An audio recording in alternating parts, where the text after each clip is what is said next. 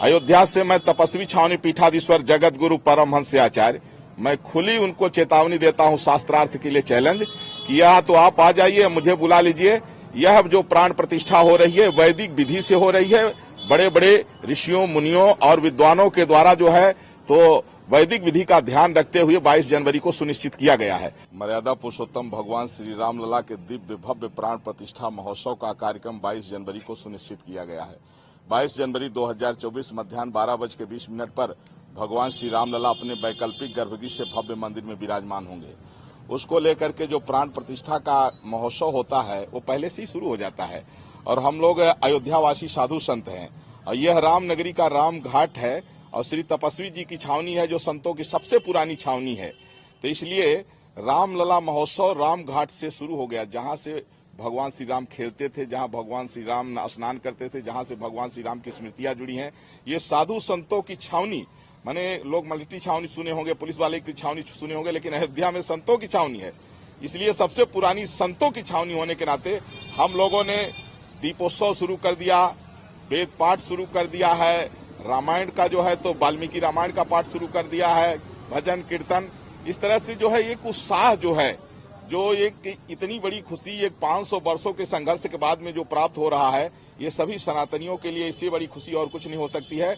इसलिए हम साधु संतों की ओर से श्री राम लला प्राण प्रतिष्ठा महोत्सव का शुभारंभ हो गया है। हम लोग दिवाली मना रहे हैं, प्रत्येक दिन अनुष्ठान चल रहा है और 22 जनवरी को और भव्य तरीके से किया जाएगा। और वैसे तो हमने जो है जैसे पूजन में क्या होता है, धूप दीप नैवेद्य, तो दिवाली मतलब दिया से ही दिवाली होती है, तो दीपक जलना तो शुरू हो गया है और प्राण प्रतिष्ठा के लिए एक इतना बड़ा दीपक मैंने बनवाया है जो विश्व में आज तक न कोई बनवा पाया है न भविष्य में कोई बनवा पाएगा। 300 फीट का दीपक, उसको भी जो है नवमी तिथि 19 जनवरी को सायं 6 बजे प्रज्वलित किया जाएगा।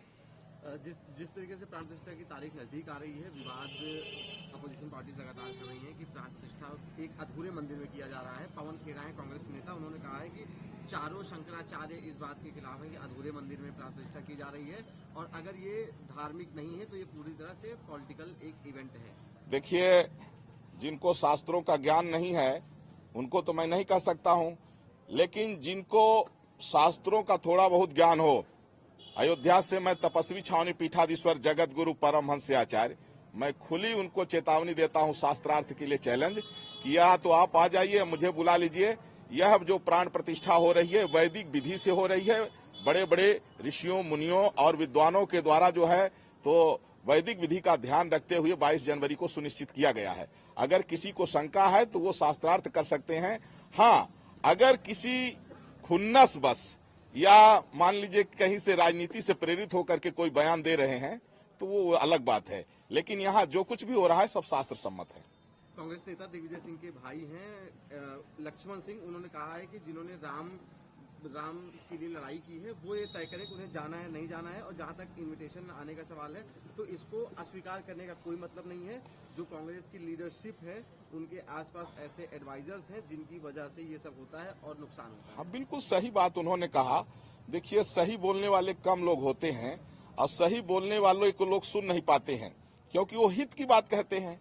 अब भगवान श्री राम भाई भाजपा का विरोध करते करते लोग जो है तो राष्ट्र का विरोध करने लग गए, अब राम के विरोध पर उतर गए हैं। ये तो विनाशकाले विपरीत बुद्धि की बात है ना, कि जब आदमी कहते हैं जब नाश मनुष्य पर छाता है तो पहले विवेक मर जाता है।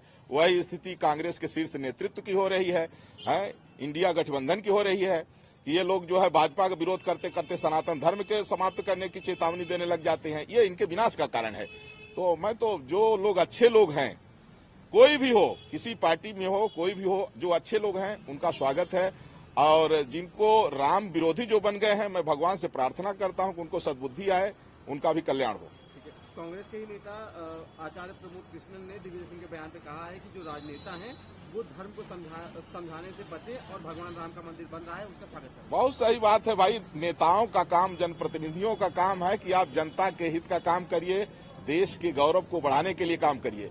अब आपने धर्मशास्त्र पढ़ा नहीं, आपको न ऋग्वेद का ज्ञान है, न सामवेद का ज्ञान है, न अथर्ववेद का ज्ञान है, न यजुर्वेद का ज्ञान है।